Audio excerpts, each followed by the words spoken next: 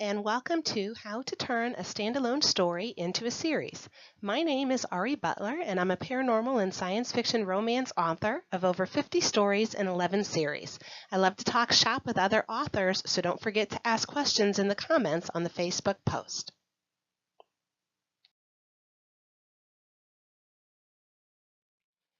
What exactly is a standalone story? Let's define it. For the purposes of our discussion, a standalone story is one that is written with the intention of never, not ever, ever visiting that particular world again. A true standalone is one that isn't associated with the series in any way. An example of a true standalone would be Charlotte Bronte's Jane Eyre. Defining a standalone series can be a little bit more difficult, but for this purpose, we're focusing on a standalone series, which is a group of stories that are connected only in theme or world.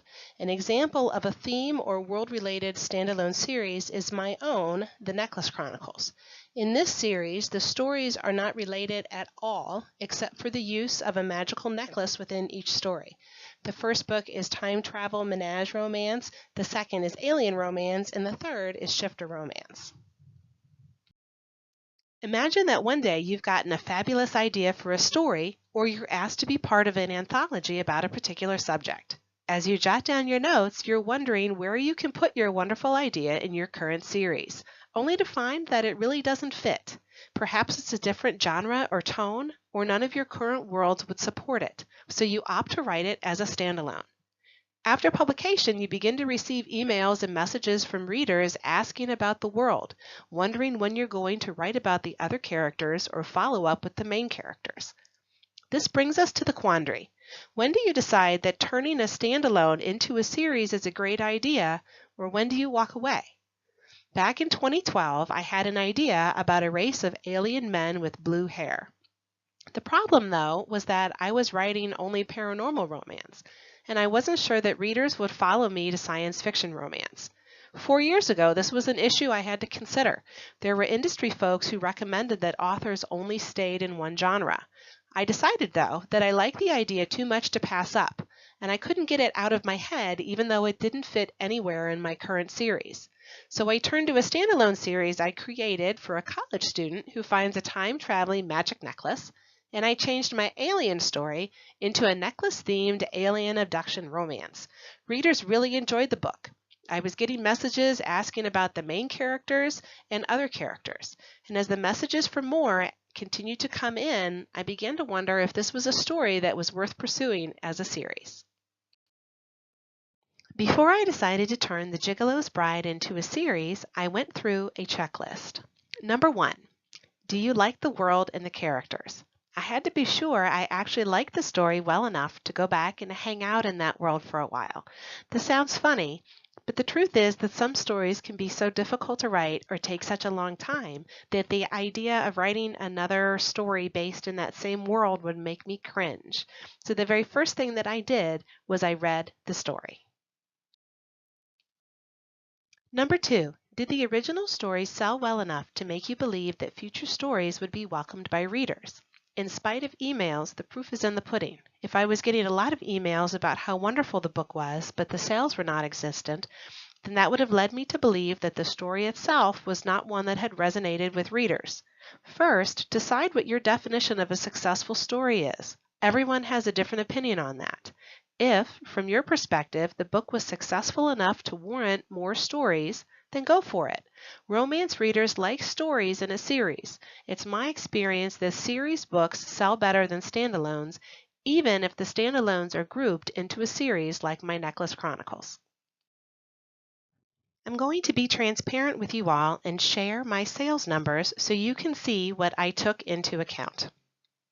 At the top of the screen is a spreadsheet for the Amazon US store sales from 2012 through 2016. The book was published in September of 2012 for 99 cents. I hadn't been publishing a full year yet, and although the cover was nice, it wasn't a standout. I had a new designer create another cover in 2013, and I upped the price to $2.99, listing it exclusively on Amazon. In mid-2015, I began to write the next stories in the series, and I took the original book from exclusive to wide distribution. Sales did dwindle in 2015. I released the first of the new stories in January of 2016, and coupled with the original story with a third cover and a free price, I saw a jump in sales and downloads. It's not Book the Cruise amazing, but the new series was a solid seller among my regular PNR. I think it's worth noting that I'm convinced a lot of issues with sales volume with the first book is because it was not a part of a series. However, the sales of the new stories have far outweighed the original, as you can see from the first quarter 2016 sales chart. The books are all priced at $2.99 with rebranded covers and close release dates separated by only 2 weeks. The perma-free original stories downloads spiked in 2016 thanks to the stories in the new series. Number 3, does the cover need to be entirely redone for the series, or can it be tweaked with series information and then future covers created based on that first cover as a template? I mentioned in the previous example about having the first cover redone. The original cover wasn't one I was really crazy about. When I had it redone in 2013, I still had not decided to turn it into a series yet, so I wasn't thinking forward about branding for the series. The book was a solid performer exclusively and widespread, but the redone cover wasn't one I could see translating into a series cover, so that would have to be redone a third time so that it would match a new series. Cost is often a factor in these situations. Not only did I actually pay for one cover 3 times, but I was also looking at the cost of future covers in the series. I am far, far happier with the rebranded cover on the far right, and the other covers that came later are just as stunning in my opinion. Number 4, what kind of series would you write? With The Gigolo's Bride, I could have chosen to write a follow-up story for the main characters, Ashley and Eden. Or I could have chosen to move the series forward with other characters mentioned in the original story. And this is what I ended up doing. I had to decide also what the major theme of the new set of books would be. Because the government had been the driving force of the abduction of wives for their men, I knew that I could leverage that same government into the future stories and keep them as the main opposition. Number 5, how many stories are you going to write? When I decided to expand The Gigolo's Bride into a series, I opted to first write 3 stories. That covered the most requested characters from the first story. It was a way for me to test the waters, so to speak, and find out if readers were actually interested enough in the series to follow me. I decided if the book sold well that I'd write more, and they did, so I contracted with the same designer for 4 more covers. Here's a graphic of all 8 of the covers, including 2 box set covers for the future. I can't tell you how much I love these covers. They inspire me to write because I want to share them with the world. When you're ready to tell readers that you're working on stories in a new series based on an old story, or what I like to call visiting old friends, make a big deal about the new books. However you like to market and promote your stories, do that. Newsletter swaps, blog posts, cover reveals, ads, whatever floats your promotional boat. Don't forget to tie the original story to the new series so both new and old readers will know that they're related. Remind readers why the first book was great. Was it a fun world or super sexy characters or a crazy plot that was a blast to write? Share that information. Think about making graphics that connect the old story to the new series. In my situation, the first story had a different series title, The Necklace Chronicles, so I had to make it clear in my marketing and descriptions that the new series, Norlandian Brides, was based on characters from The Gigolo's Bride. If you're not comfortable making graphics, and I was not really at all last year, have your designer make some for you or consider learning how. This graphic shows all of the books in this series beginning on the far left with The Gigolo's Bride all the way through the second volume box set. When all of those books have come out, this is a graphic that I'll be able to use. And consider offering the original story perma-free or discounted. When I made Gigolo perma-free, downloads went up, and it continues to be a steady mover, plus I have the bonus of having another freebie to offer readers. On the flip side, In late 2016, I wrote a story in the Necklace Chronicles series called The Tiger's Bride for a Halloween-themed box set. When I started the story, I decided immediately that it was going to be a standalone. I wasn't interested in starting a new series when I was having trouble publishing a book in each series every year as it was already. I actually really loved this story and I enjoyed writing it, but when I wrote the end, I was also relieved to not need to visit that world again. Now, I never say never, at least not publicly.